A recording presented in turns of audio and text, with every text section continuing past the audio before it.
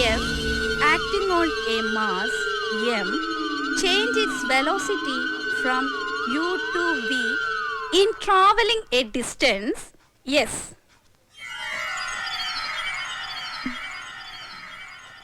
Then work done is equal to F into S.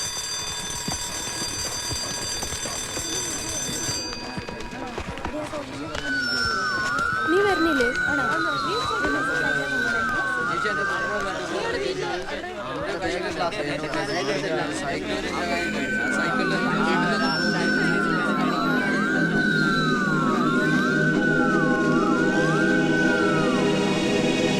Nidhi, what's wrong with you? കുട്ടി ഏത് ലോകത്താ? ബെല്ലടിച്ചതും class കഴിഞ്ഞതൊന്നും അറിഞ്ഞില്ലേ? Sorry ma'am. Class തുടങ്ങിയപ്പോഴും ഞാൻ ശ്രദ്ധിക്കുകയായിരുന്നു. You are not attending the class and this is not the first time. എന്ത് ഭാവിച്ചാ കുട്ടി? Progress report കണ്ടല്ലോ അല്ലേ? വന്ന് ഈ ക്ലാസ്സിലെ ഏറ്റവും വീക്ക് സ്റ്റുഡന്റ് ആയിരിക്കും ഇയാള്. എന്താ പറ്റിയത് കുട്ടിക്ക്? നത്തിങ് മാം. സോറി.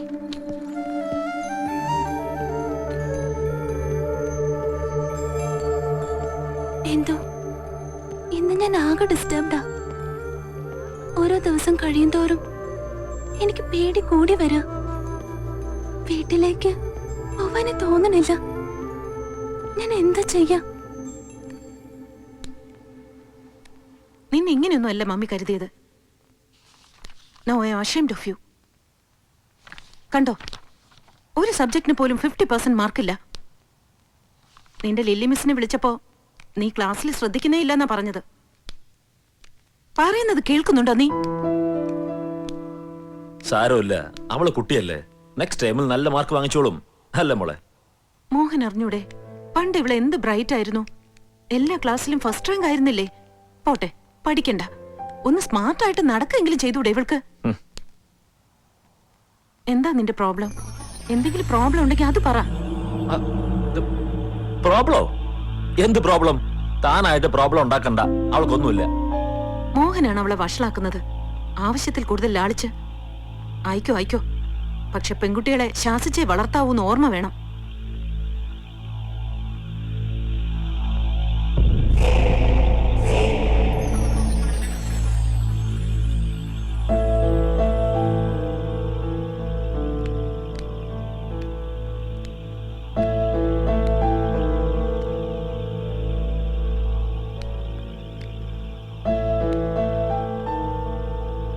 മമ്മി പറഞ്ഞു പോയത് കേട്ടില്ലേ? പപ്പയാണ് മോളെ ലാളിച്ച് വഷളാക്കുന്നതെന്ന്. ആണോ മോളെ?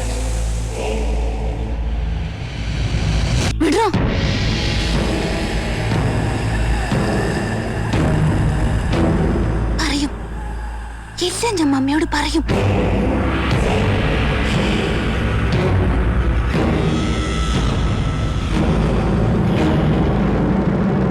Do it properly. Okay, ma'am. Madam, Nidhi S Menon ഒരു വിസിറ്റർ ഉണ്ട്. ആ, കുട്ടി ചെല്ലു.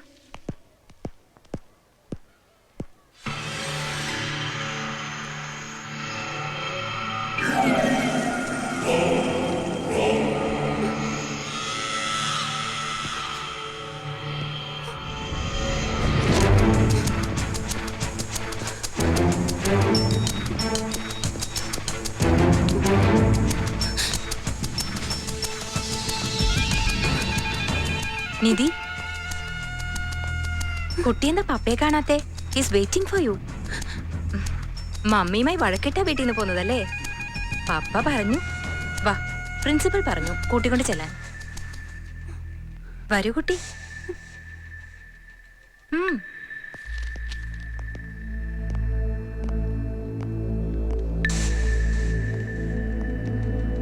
ചെല്ല, പപ്പ വഴക്കൊന്നും പറയില്ല. ഇനി നന്നായി പഠിച്ചാ മതി.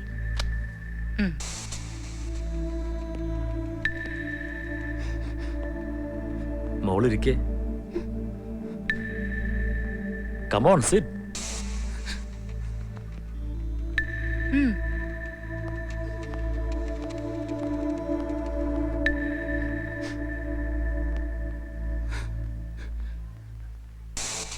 മോളുടെ ക്ലാസ് ടീച്ചർ അത് അല്ലേ, ലില്ലി മിസ്. പഠിത്തത്തിൽ മോൾ ഒന്നുകൂടി കോൺസെൻട്രേറ്റ് ചെയ്യണമെന്ന് അവര് പറഞ്ഞു, പ്രിൻസിപ്പലും പറഞ്ഞു. പോട്ടെ, മോക്ക് പഠിക്കാൻ പറ്റുന്ന പോലെ പഠിച്ചാൽ മതി.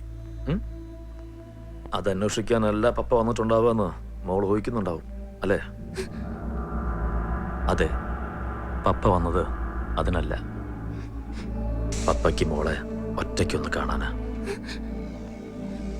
അയ്യോ, മോള് പേടിക്കൊന്നും വേണ്ട. പക്ഷേ ഇന്നലെ മോള് പപ്പയെ ഒന്ന് പേടിപ്പിച്ചു കളഞ്ഞു. അല്ല, ഞെട്ടിച്ചു കളഞ്ഞു. എന്തൊരു ഫോഴ്സായിരുന്നു പറച്ചിലിന്.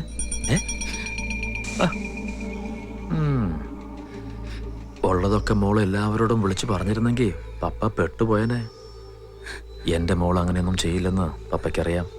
എന്നാലും മോള് കുട്ടിയല്ലേ, അബദ്ധത്തിനെങ്ങാനും പറഞ്ഞു പോയാലോ? വിരോധമില്ല, പപ്പയ്ക്ക് ഒരു വിരോധമില്ല. പക്ഷെ പപ്പ അപ്പോ ചെറിയൊരു കാര്യം ചെയ്യും. കൊല്ലും. പപ്പ കൊല്ലും. ആദ്യം മോളുടെ അനിയത്തിയെ, പിന്നെ മമ്മിയെ, ഒടുവിൽ പപ്പയുടെ ഈ മിടുക്കി കുട്ടിയെ. അല്ലാതെ പപ്പ എന്ത് ചെയ്യാനാ? പപ്പയ്ക്ക് വേറൊരു നിവൃത്തി ഉണ്ടാവില്ല മോളെ. ഈ സൊസൈറ്റിയിൽ പപ്പയ്ക്ക് പപ്പയുടെ മാന്യത നിലനിർത്തണ്ടേ? അപ്പോ മോള് കരുതും എങ്ങനെയാ കൊല്ലാന്ന്. പണ്ട് മോളുടെ ഡാഡി മരിച്ചത് ഒരു ആക്സിഡന്റ് ആയിരുന്നെങ്കിൽ ഇത് പപ്പ ഒരു ആക്സിഡന്റ് ക്രിയേറ്റ് ചെയ്യും. അല്ലെങ്കിൽ ഒരു കൂട്ടാത്മഹത്യ. മമ്മിയും മോളും കനിമോളും ഒരുമിച്ച് ഇങ്ങനെ മരിച്ചു കിടക്കുന്നത് കാണാൻ പപ്പയ്ക്ക് വലിയ ബുദ്ധിമുട്ടാവും. അതുകൊണ്ട് മോൾ ആലോചിക്കേ, ക്ലാസ്സിൽ പോയിരുന്ന സമയമെടുത്ത് ആലോചിക്കേ.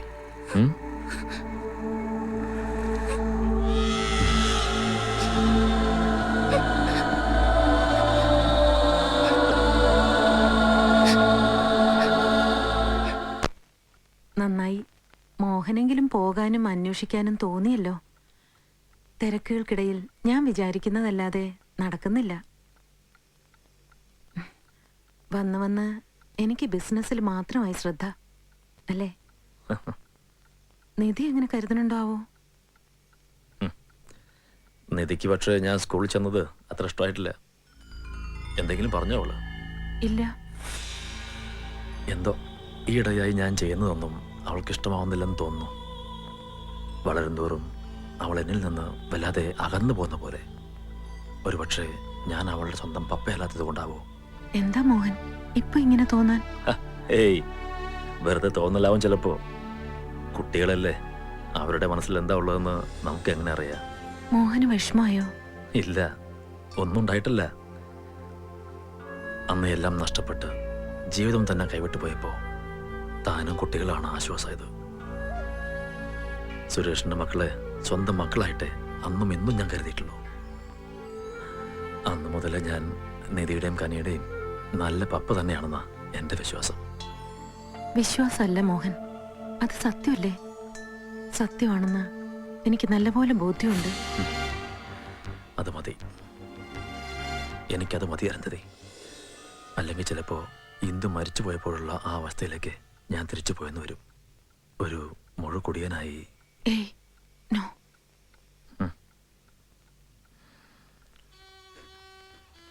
നിന്റെ ഏതിഷ്ടത്തിനാ മോളെ പപ്പ എതിര് നിന്നിട്ടുള്ളത്? പിന്നെ നീ എന്തിനാ പപ്പയോട് ഇങ്ങനെ അകലം കാണിക്കുന്നേ? പപ്പ സ്കൂളിൽ വന്നത് നീ പഠിപ്പ് ഉഴപ്പുകയാണെന്നുള്ള വറി കൊണ്ടല്ലേ? എന്നിട്ട് മോൾ അങ്ങനെ ബിഹേവ് ചെയ്തപ്പോ പപ്പയ്ക്ക് എന്ത് വിഷമായെന്നോ? അറിഞ്ഞുകൊണ്ടല്ലെങ്കിലും മക്കൾക്ക് പപ്പയുമായൊരു ഡിസ്റ്റൻസ് ഉണ്ടായാ അത് മമ്മിക്കും പ്രയാസാവും. ആരെയും വേദനിപ്പിക്കാൻ നമുക്ക് അവകാശമില്ല മോളെ, പ്രത്യേകിച്ച് നമ്മൾ ഇത്രയും സ്നേഹിക്കുന്ന ഒരാളെ. മോളൊന്ന് ഓർത്തു നോക്കിയേ, അന്ന് ആ ആക്സിഡന്റ് ഉണ്ടായപ്പോ മമ്മിക്ക് മോളെയും കനിമോളെയെങ്കിലും ബാക്കി കിട്ടി. പപ്പയ്ക്കോ ഇന്ദു ആന്റിയും സച്ചിൻ മോനും ഒരുമിച്ച് നഷ്ടപ്പെട്ടില്ലേ? മോളുടെ ഡാഡിയും പപ്പയും എങ്ങനെയാ ഒരുമിച്ച് ജീവിച്ചെന്ന് കുറച്ചെങ്കിലും മോൾക്ക് ഓർമ്മയുണ്ടാവില്ലേ?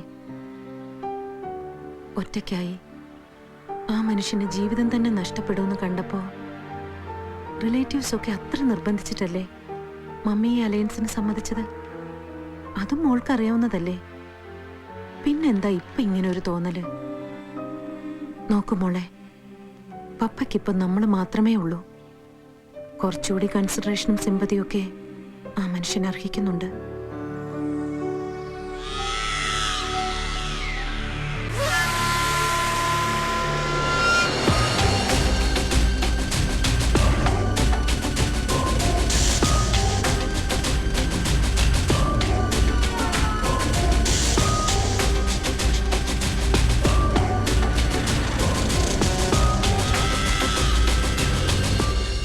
മമ്മിയോടെല്ലാം തുറന്ന് പറയാന്ന് വെച്ച ആ ഡബിൾ എല്ലാരും കൊല്ലും, ഉറപ്പാ. അയാള് കൊല്ലാനും മടിയുണ്ടാവില്ല അയാൾക്ക്. മാത്രല്ല അറിയുമ്പോ മമ്മി ആകെ തകർന്നു പോവും. അയാള് പാവാന്ന മമ്മിയുടെ വിചാരം. പക്ഷേ എനിക്കിതെല്ലാം ആരോടെങ്കിലും പറയണം സന്ദീപ്, അല്ലെങ്കിൽ ഭ്രാന്തം പിടിക്കും. അതാ നിന്നോട് പറഞ്ഞത്. എനിക്കറിയാം ഇനി അയാൾ എന്നെ കൂടുതൽ ഉപദ്രവിക്കും. ചിലപ്പോ നശിപ്പിക്കും. ഞാൻ എന്താ ചെയ്യാ സന്ദീപ്? ഞാൻ എന്താ ചെയ്യണ്ട? കൊല്ലണം, കൊല്ലുക വേണ്ട പന്നിയെ. നീ എന്താ പറഞ്ഞത് സന്ദീപ്? അത് നീ പറഞ്ഞത് ശരിയാ. അയാള് ഞങ്ങളെ കൊല്ലുന്നതിന് മുമ്പ് ഞാൻ അയാളെ കൊല്ലണം.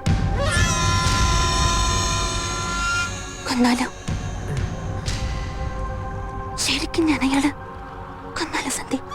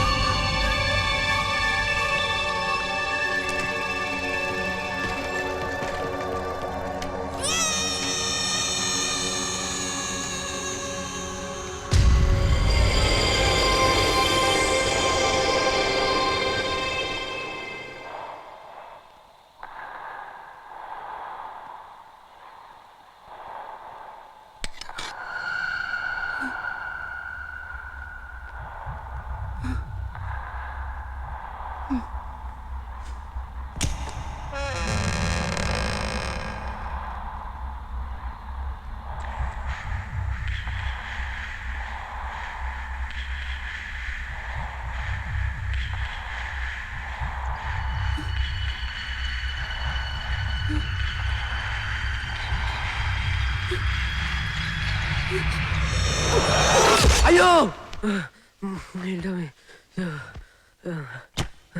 എന്താടാ? കുത്തി. എന്തു കുത്തി? നിധി കുത്തി. കടന്നല് കുത്തി, തേനീച്ച കുത്തി എന്നൊക്കെ കേട്ടിട്ടുണ്ട്. ഇപ്പൊ നിധിയും കുത്താൻ തുടങ്ങിയോ? അത് ചേച്ചി ഉറക്കത്തിൽ പോലും അവനാ പെങ്കൊച്ചിന്റെ വിചാരമാ.